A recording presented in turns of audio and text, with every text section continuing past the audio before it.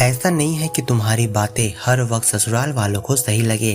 तुम मुझे सोचकर बताओ कि शादी के बाद ससुराल में क्या कोई सुखद अनुभव नहीं रहा तुम्हारा।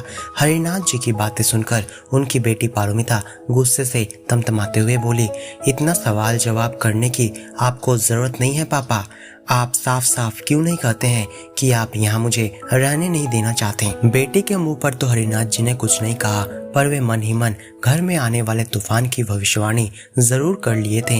हरिनाथ जी का एक बेटा और एक बेटी है। बचपन से ही बेटी पारोमिता पढ़ाई में बहुत अच्छी थी, इसी कारण बाबूजी का उनसे थोड़ा ज्यादा ही लगाव रहा था। बचपन से ही पारोमिता अपने बड़े भैया के हर चीज पर अपना हक जमाती आई थी। बिट्टू भी अपनी छोटी बहन से बहुत प्यार करता था और इसलिए जब भी पारोमिता खिलौने पर अपना हक जमाती तो वह खुशी खुशी उसे अपना खिलौना दे दिया करता। बचपन से पारोमिता में दूसरों के चीजों पर हक जमाना, उसे हड़पना एक आदत का रूप ले लिया, पर किसी ने यह नहीं सोचा कि यही आदत आगे चलकर उनके घर वालों को तकलीफ देगी। हाँ, तुम बिल्कुल सही सोच रही हो। मैं नहीं चाहती कि तुम जैसी लड़की का साया मेरे बेटे बहू के सुखी परिवार पर आए। माँ देवकी जी की बातें सुनकर पारोमिता चौंक गई। माँ, आप ऐसा कैसे कह सकती हैं? मैं आपकी बेटी हूँ और कल को आई वो लड़की आज तुम्हारे लिए सगी हो गई और मैं पराई।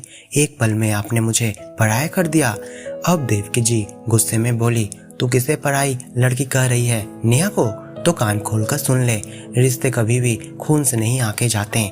तेरे कर्मों से ही कौन अपना है और कौन पराया इसका निर्धारण होता है। जिस भैया ने तुझे बचपन से इतना स्नेह दिया और उसका सर्वनाश करते हुए तुझे एक बार भी दया नहीं आई। मैंने और तेरे बाबूजी ने बचपन से लेकर आज तक तेरी बातों में हाँ मिलाकर बहुत गलतियां की है, पर अब और नहीं। अपने ससुराल चली जा और जाकर बीमार सास ससुर की सेवा कर। मैं क्या कोई आया हूँ जो उस बुढ़े बुढ़ी की सेवा करती रहूं? क्या मैं इसके लिए ही पढ़ाई लिखाई सीखकर नौकरी कर रही हूँ? अभी पारोमिता ने बात खत्म भी नहीं की थी कि तभी कॉलिंग बेल की घंटी बजी। इस तनावपूर्ण स्थिति में कॉलिंग बेल की घंटी की आवाज सुनकर देवकी जी डर गई और उनका चेहरा पीला पड़ गया। हरिनाथ जी विनम्र होकर बोले, नेहा बाहर से आई है, अब तुम लोग शांत हो जाओ। इस बुढ़ापे में अब और किचकिच अच्छा नहीं लगता। देवकी जी आकर दरवाजा खोलती है। नेहा जैसे ही अंदर आई उसने नर्स के उतरे हुए चेहरे को देखकर पूछ लिया, कब आई हो? अकेली आई हो? पारोमिता के जले पर जैसे किसी ने नमक छिड़क दिया हो। वो तमतमाते हुए बोली, भाभी, मैं प्रतिदिन अकेले ही ऑफिस जाती हूँ, हर काम मैं अकेले ही कर सकती हूँ, मुझे थकान नहीं होती है, तो क्या मैं अकेले नहीं आ सकती? नेहा ज्यादा बात न बढ़ाते हुए चुपचाप अपने कमरे में चली गई। शादी के बाद ननद जी ने उसे कम तंग नहीं किया था। नेहा के पति स्वभाव से बहुत भोले भाले इंसान है। नेहा की सास ससुर भी बहुत सीधे साधे लोग हैं। शादी से पहले तक उसकी ननद सास ससुर और पति को अपने इशारों पर नचाया करती थी और शादी के बाद उसने भाभी को भी अपनी उंगलियों पर नचाने की कोशिश की, पर जब वो कामयाब नहीं हुई तो घर में अशांति शुरू हो गया और तभी से नेहा और पारोमिता के बीच 36 का आंकड़ा रहता है। जब पारोमिता की शादी नहीं हुई थी तब एक बार उसका होने वाला पति रोहन घर आने वाला था। पारोमिता ने अपनी भाभी से जिद की कि भाभी को अपने हाथों से तरह तरह के पकवान बनाकर उन्हें खिलाना होगा। जिस दिन रोहन आने वाला था उस दिन नेहा के ऑफिस में एक जरूरी मीटिंग थी। उस दिन नागा नहीं किया जा सकता था। सुबह सुबह उठकर नेहा ननद जी के पसंद के सारे पकवान तैयार करके ऑफिस रवाना हो गई। घर लौटकर देखा तो ननद, पति, सास ससुर सभी के मुंह लटके हुए थे। बिट्टू बोला, ऐसी भी आज क्या खास बात थी जो तुम्हें ऑफिस जाना पड़ा? एक दिन अगर ऑफिस नहीं जाती तो कोई पहाड़ टूट नहीं जाता। नेहा इस तरह के अपमान सहन करने वाली में से नहीं थी। उसने साफ कह दिया, जिस खास बात के लिए तुम्हारी बहन को ऑफिस जाना पड़ा था, जब तुम्हारी माँ अस्पताल में जिंदगी और मौत के बीच लड़ाई कर रही थी, उसी खास बात के लिए मैं भी गई थी। नेहा के इस बात को सुनते ही घर में महाभारत शुरू हो गई, पर नेहा की यह बात बिल्कुल सही थी। 3 महीने पहले जब देवकी जी का शुगर गिर गया था तब उनकी हालत बहुत खराब हो गई थी। उन्हें अस्पताल में भर्ती कराया गया था। तब एक हफ्ते के लिए नेहा ने ऑफिस से छुट्टी लेकर अपनी सास की दिन रात सेवा की थी। तब पारोमिता ऑफिस जाना बंद नहीं की थी। कहती, भाभी, अभी ऑफिस में काम का बहुत ज्यादा प्रेशर है, एक भी दिन छुट्टी मिलना मुश्किल है। उस दिन की घटना के बाद नेहा ने अपना बैग पैक किया और मायके चली आई। 2-4 दिन में उसके ससुराल वालों की हालत ढीली पड़ने लगी। बिट्टू अपने माता पिता को लेकर नेहा को लेने उसके घर गया। नेहा तो ससुराल वापस चली आई, पर आने से पहले उसके पति और सास ससुर ने माफी मांगी और भविष्य में कभी भी ऐसी गलती नहीं होगी ऐसा वादा भी किया। उसके बाद से ही नेहा और पारमिता के बीच 36 का आंकड़ा रहने लगा और उन दोनों के बीच के झगड़े से उसके ससुराल वाले डरे सहमे से रहने लगे। 6 महीने पहले ही पारमिता के साथ रोहन की शादी हुई थी। उन दोनों का प्रेम विवाह था। शादी के बाद देवकी जी और हरिनाथ जी ने सोचा कि चलो अब घर में शांति लौट आएगी, रोज के किचकिच से अब राहत मिलेगी। पर ये क्या, 1 महीना जाते न जाते पारमिता मायके चली आई। कहने लगी घर पर ससुर जी बीमार हैं, अस्पताल से ऑक्सीजन का सिलेंडर मंगवाया गया है, मुझे ऐसे उपकरणों से बहुत डर लगता है, मैं वहाँ नहीं रह सकती। 1 हफ्ते के बाद पारमिता अपनी ससुराल चली गई, पर इन 7 दिनों में भी उसने भाभी को परेशान करने में कोई कसर नहीं छोड़ी। उसने नेहा को कभी सब्जी में नमक ज्यादा, कभी हलवे में मीठा कम, कभी बाथरूम जाने की होड़, तो कभी ऑफिस के लिए निकलने में देरी हो जाने का दोष देकर उसे परेशान करने की कोशिश की। पर इस बार माँ, बाबूजी और भैया का साथ ना पाकर वह बात आगे नहीं बढ़ा सकी। 4 महीने बीतते न बीतते पारमिता फिर बैग पैक करके अपने मायके चली आई। पर इस बार क्यों आई है इसका कारण सिर्फ नेहा ही जानती थी। घर में और किसी को इसके बारे में पता नहीं था। तब नेहा ऑफिस में थी। अपने मोबाइल में रोहन का फोन आते देखकर वो चौंक गई, क्योंकि नंदोई जी ननद के डर से कभी भी नेहा के उनके मसलों को आज तक कहने की हिम्मत नहीं कर सके थे। फोन को उठाते ही रोहन ने कहा, भाभी आप ननद जी को थोड़ा समझाइए, परिवार ऐसे नहीं चलता है। मेरी बूढ़ी माँ घर का सारा काम करती है, पारो तो सिर्फ ऑफिस को लेकर ही पड़ी रहती है।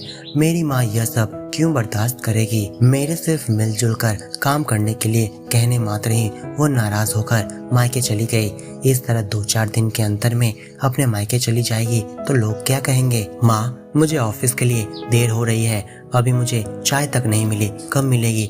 पारमिता के चिल्लाकर कहने पर नेहा रसोई घर से बाहर आकर बोली, मैं मम्मी जी को रसोई में नहीं जाने देती हूँ, मैं अभी ऑफिस निकल रही हूँ, इसलिए जल्दी जल्दी खाना पका रही हूँ, वहाँ इंडक्शन रखा हुआ है, तुम खुद जाकर 2 कप चाय बना लो। नेहा के इस बात को सुनते ही पारमिता के सिर पर जैसे खून सवार हो गया। कोई भी उसे इस तरह से ऑर्डर नहीं दिया करता था। वो सीधे देवकी जी के पास जाकर बोली, देखो ना मम्मी, तुम्हारी बहू मुझे खुद से चाय बनाकर पीने के लिए कह रही है।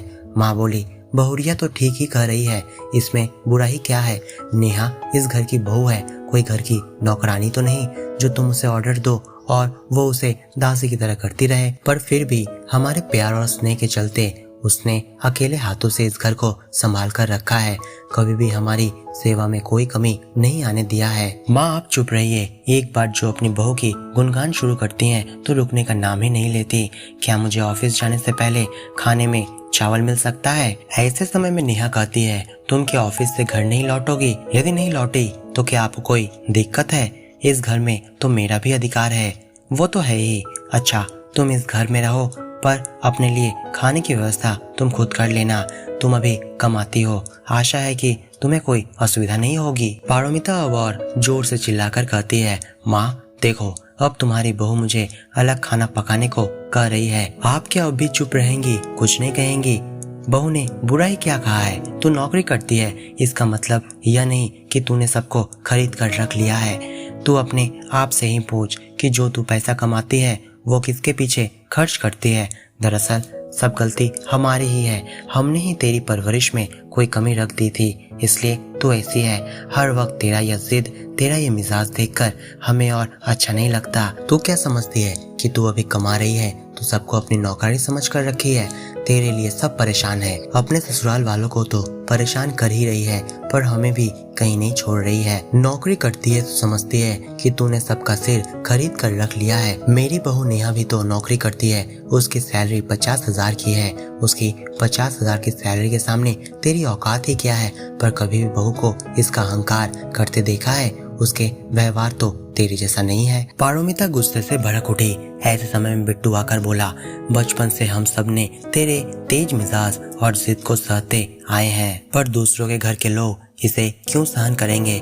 आज रोहन ने मुझे फोन करके कहा है कि वह तुझे तलाक दे देगा। पारोमिता चौंक उठी। नेहा बोली, शादी से पहले तो रोज तुम अपनी ससुराल जाती थी और अभी वही जगह तुम्हें नर्क लग रही है। तुमने क्या सोचा था कि जिंदगी भर तुम्हारे सास ससुर तुम्हें मेहमान की तरह वहाँ सेवा करेंगे? इतनी आलसी क्यों हो तुम? तुम्हारे बुजुर्ग सास ससुर घर के काम करेंगे और तुम बैठ बैठ कर सिर्फ खाओगी। तुम जिस तरह किसी के लिए कुछ नहीं करती हो, उसी तरह तुम्हारे लिए भी अब से कोई कुछ नहीं करेगा। चारों ओर से इस तरह के आक्रामक बातें सुनकर पारोमिता रोते रोते अपने कमरे में जाकर दरवाजा अंदर से बंद कर लेती है। देवकी जी, हरिनाथ जी और बिट्टू बहुत डर जाते हैं कि कहीं उनकी बेटी कुछ गलत न कर बैठे। लगता है हमने कुछ ज्यादा ही पारोमिता को डांट दिया है। आज का डोज थोड़ा ज्यादा ही कड़वा हो गया है। बिट्टू ने चेहरे पर एक हल्की सी मुस्कान लाते हुए कहा। नेहा दृढ़ता के साथ कहती है, वह बहुत ही स्वार्थी लड़की है। वह कभी भी अपने आप को नुकसान नहीं पहुंचाएगी। उसके ऐसे बर्ताव के लिए आप लोग ही जिम्मेदार हैं। हमेशा आप लोगों ने उसे सिर पर चढ़ाकर रखा, कभी आप लोगों ने शासन नहीं किया। नेहा की बात अभी खत्म भी नहीं हुई थी कि पारोमिता अपने कमरे से निकल आई। हाथ में अपना लगेज लिए वह गेट से बाहर निकल गई। नेहा तुरंत रोहन को फोन करती है। रोहन घर के सामने पहले से ही खड़ा था। पारोमिता एक टैक्सी में बैठ जाती है, साथ में रोहन भी बैठ जाता है। पारोमिता अभी पहले से बहुत शांत स्वभाव की हो गई है। अकेले ही वह अपनी सास ससुर की सेवा करती है। घर के सारे काम अपने अकेले हाथों से ही संभाल कर रखी है। शायद उसे समझ में आ गया है कि सिर्फ पैसा रहने से ही प्यार और सम्मान नहीं मिलता है। आदर और सम्मान पाने के लिए पहले दूसरों का आदर सम्मान करना पड़ता है। इज्जत पाने के लिए दूसरों की इज्जत सबसे पहले करनी पड़ती है। तो दोस्तों, क्या आपको कहानी अच्छी लगी तो इस वीडियो को लाइक और अपने दोस्तों के साथ शेयर जरूर करें और ऐसी नई स्टोरी सुनने के लिए हमारे चैनल को सब्सक्राइब करना बिल्कुल ना भूलें। आपको कौन सी प्रकार की कहानी पसंद है हमें कमेंट में लिखकर जरूर बताएं।